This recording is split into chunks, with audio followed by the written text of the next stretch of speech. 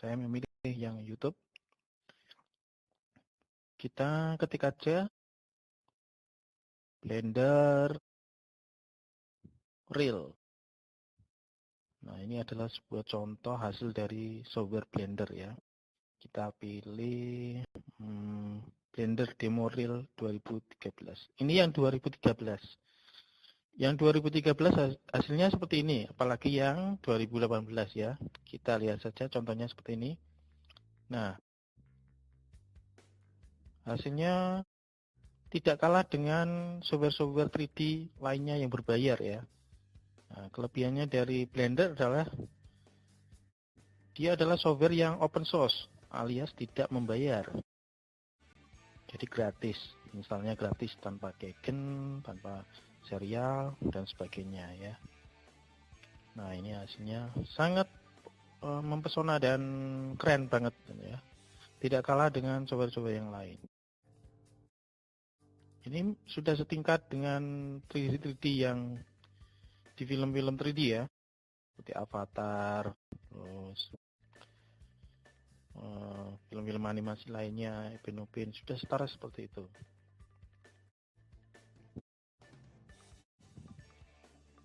Ini hasil contohnya saja. Kenapa saya kasih contoh? Karena supaya kalian tertarik ya, lebih tertarik lagi dan lebih penasaran lagi utamanya ya.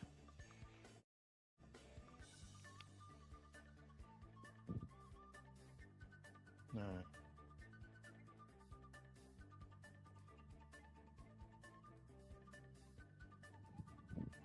iya, ini juga untuk iklan juga, iklan 3D.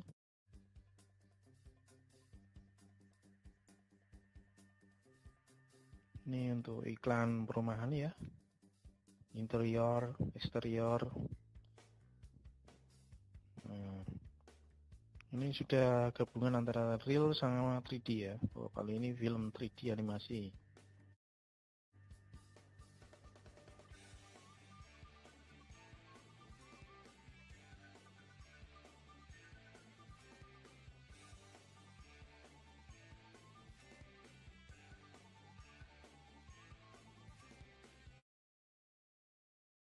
Biasanya ada pertanyaan, apakah lebih bagus dari software 3D yang lain ya? Jawabannya sebenarnya simpel ya. Jawabannya itu tergantung dari 3D artisnya, CGI artisnya ya. Gimana dia membuat 3D itu dari software apapun itu ya, baik Blender, 3D Maya, atau 3D SMax ya. Jadi itu tergantung orangnya ya, seprofesional apa dia membuatnya. Jadi bukan tergantung dari softwarenya ya. Tapi sekali lagi keunggulan dari Blender adalah tidak berbayar atau gratis daripada software yang lain otomatis ya. Nah dari sini kita bisa ambil kesimpulan ya dari software Blender walaupun tidak berbayar tapi hasilnya hampir sama dengan software-software yang lain ya. Jadi itu tergantung Anda mensikapinya bagaimana supaya lebih enjoy aja untuk software Blender ini. Makasih.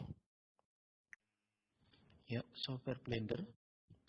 Software Blender di sini saya menggunakan versi yang 2.77 ya. Tampilannya untuk defaultnya seperti ini ya. Untuk mengubahnya kita bisa pakai user preference. Kenapa kita harus rubah? Supaya enak dilihat dan kita senang aja menggunakannya ya, seperti itu. Setelah user preference kita bisa masuk ke themes ya. Di sana kita masuk preset. Nah, di sana sudah disediakan bermacam-macam themes ya. Di presetnya itu kita bisa tinggal pilih ya preset. Nah, ini contoh saya pilih hexagon ya seperti ini. Atau Synlab. Nah, ini sudah disediakan sebenarnya. Tapi kalau seandainya ingin custom sendiri, hanya area kerjanya yang ingin diedit,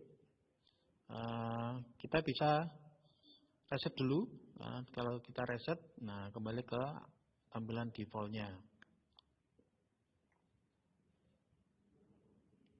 Kita masuk 3D view, ya. Themes, masih themes, masuk 3D view. Terus ke bawah, geser ke bawah, pilih theme background color, ya. User gradient, diklik. Terus dipilih warna biru muda ya. Saya suka warna ini karena fresh ya. Biru tua. Jadi gradient low ini untuk yang bawahnya, sedangkan gradient high nanti itu yang atasnya. Nah, ini giliran gradient high.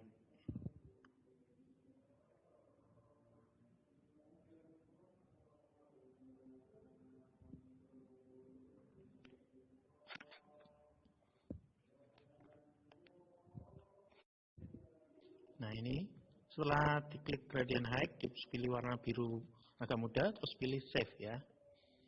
Nah, tampilannya sudah jadi seperti ini. Seger ya, jadi kita jadi enak lihatnya karena warna biru itu warna yang segar ya. Terus ini saya sediakan berbagai master dari Blender ya. Yang 32 bit itu hanya sampai yang versi 279. Di atasnya itu 64 bit semua. Jadi 280 sampai ke atas itu sudah 64 bit, tidak ada 32 bit.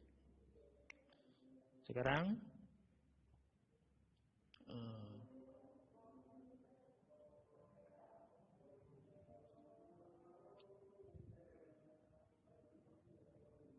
ini fasilitas semuanya dari Blender ya. Jadi ada toolbar.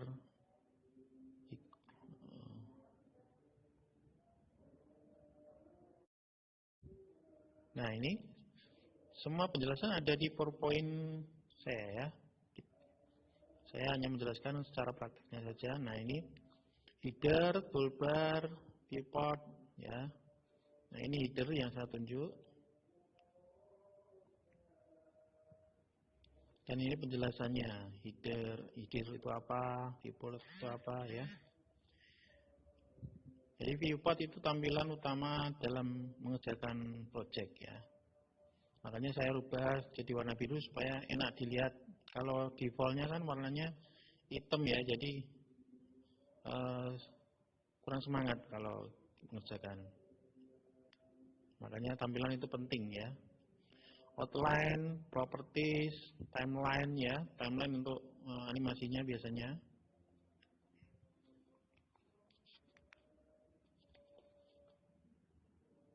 Nah, ini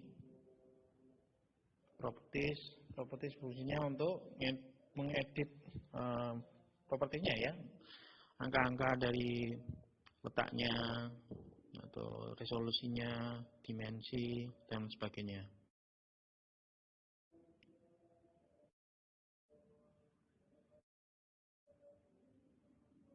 Dan timeline, nah, timeline ini fungsinya untuk animasi biasanya. Jadi pergerakannya gimana ya. Terus ini tampilan defaultnya, default dari project view-nya ya. Nah, ini contohnya. Nah, kalau kita ganti 3D view full, nanti akan hilang seperti ini. Composition, animation ya, control logic, motion tracking ya, scripting, UV editing ya, dan video editing. Jadi tergantung pemakaiannya ya, ini tampilannya. Tapi biasanya default ya, kita gunakan default. Dan ini cara untuk membagi layar view-nya ya, layar view-nya, area kerjanya ini bisa dibagi. Ya, contohnya ini saya contohkan. Nah, jadi bisa dibagi sampai 2 atau 3 ya, tergantung kemauan kita. Biasanya kan ada tampilan depan, tampilan samping, bawah dan sebagainya ya. Itu cara membaginya, tinggal diklik. Nah, ini editor type-nya. Jadi untuk apa fungsi-fungsinya? Imaging, texturing ya.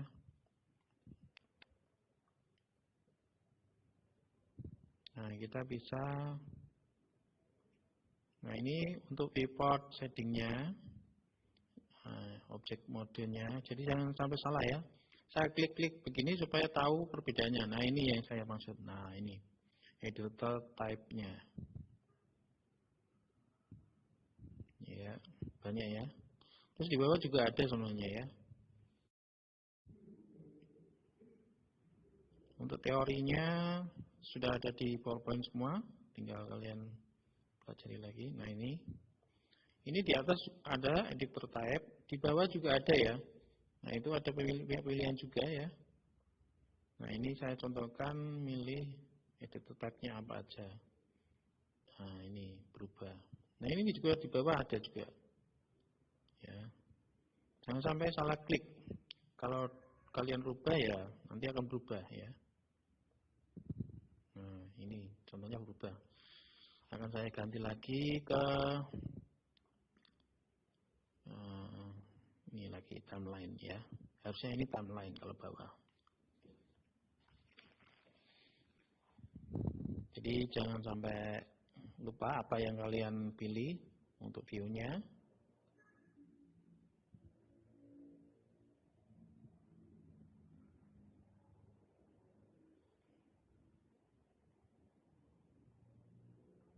Jadi harus dibedakan antara atas dan bawah ya, jangan sampai klik semua, keklik semua.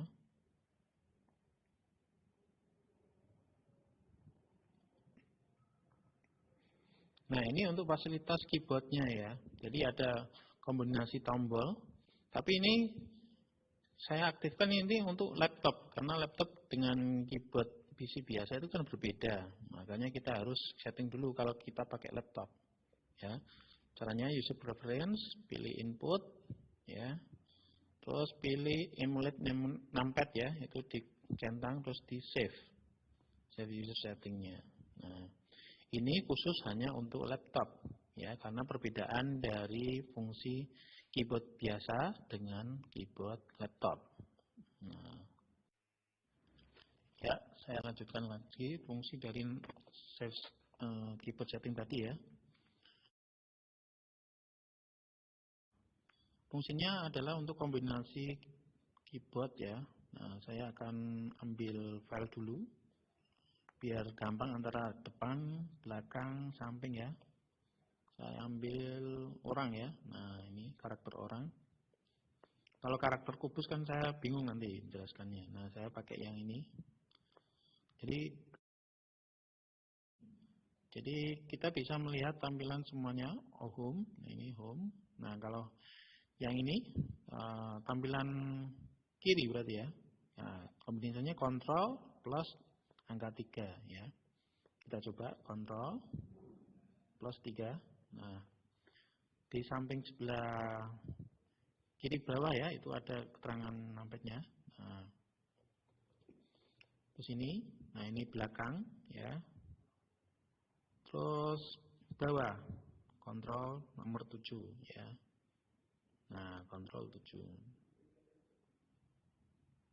Kamera ya, itu numpadnya hanya 0, tidak pakai kombinasi ya.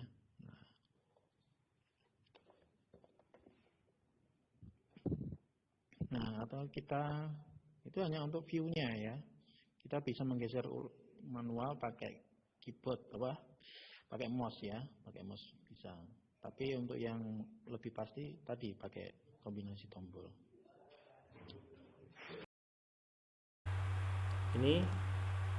Ini awalan program pertama ya.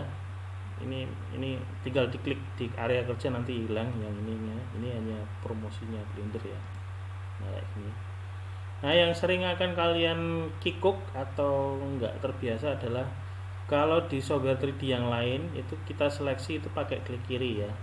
Tapi kalau di Blender kita pakai klik kanan. Nah, kalau geser gini pakai klik kiri benar ya. Tapi hanya untuk seleksinya. Nah, ini saya seleksi kameranya ya. Harus pakai klik kanan. Saya seleksi objek, seleksi lampu ya. Harus pakai klik kanan. Nah, nanti pasti kalian akan belum terbiasa sering klik kiri biasanya. Nah, nanti pasti nggak akan terseleksi nanti. objeknya ya. Makanya harus kalian biasakan ya. Terus numpadnya diaktifkan ya, file user preference input ya, bukan di interface input. Nah ini numpadnya diaktifkan. Kenapa? Karena kalau nggak diaktifkan nanti saat kalian setting kamera biasanya itu kan tekan tombol 0 kan. Nah ini sudah tak setting ya. Seandainya belum tak setting ya, nanti beda hasilnya. Ini saya centang ya, centangnya saya hilangin maksudnya ya, saya tekan 0 lagi, nah hilang malah ya kan ya. Jadi perbedaannya di situ. Kalau kalian pakai PC mungkin nggak usah perlu setting ini ya, atau keyboard biasa, keyboard manual. Tapi kalau pakai keyboard laptop harus disetting kayak gini ya. Terus kenapa tadi ada setting area? Karena kalau nggak disetting alias bawaannya defaultnya, nanti kalian bawaannya nggak semangat biasanya ya. Areanya kan gelap ya kan. Identiknya kalau orang psikologinya itu kalau area kerjanya atau softwarenya nggak menarik, itu biasanya males untuk ngerjakan projectnya. Intinya kayak gitu ya. Makanya saya pilih warna biru ya. Kalau warna biru identiknya itu segar ya. Itu secara normal, kecuali psikologi kalian ada yang nggak normal ya. Kalau orang normal seperti itu ya, biru muda atau hijau ya. Kalau untuk cewek-cewek monggo terserah, bebas mau dikasih warna pink atau apa, tadi udah dijelasin di tutorial ya. Nah, pokoknya yang kalian seneng warnanya pilih yang kalian seneng aja ya, nggak ngikut saya juga nggak apa-apa ya.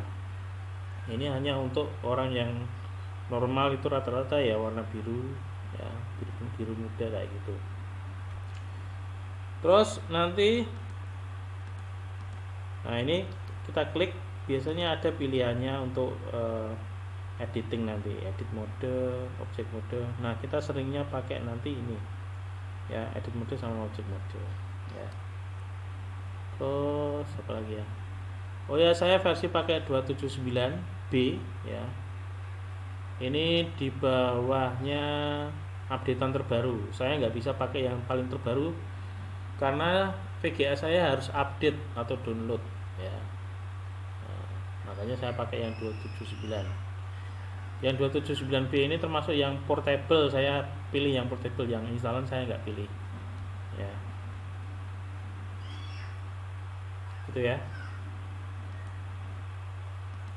Terus apa lagi ya, ada yang perlu apa enggak? Itu tadi rata-rata klik kanan ya, tadi seleksi objeknya.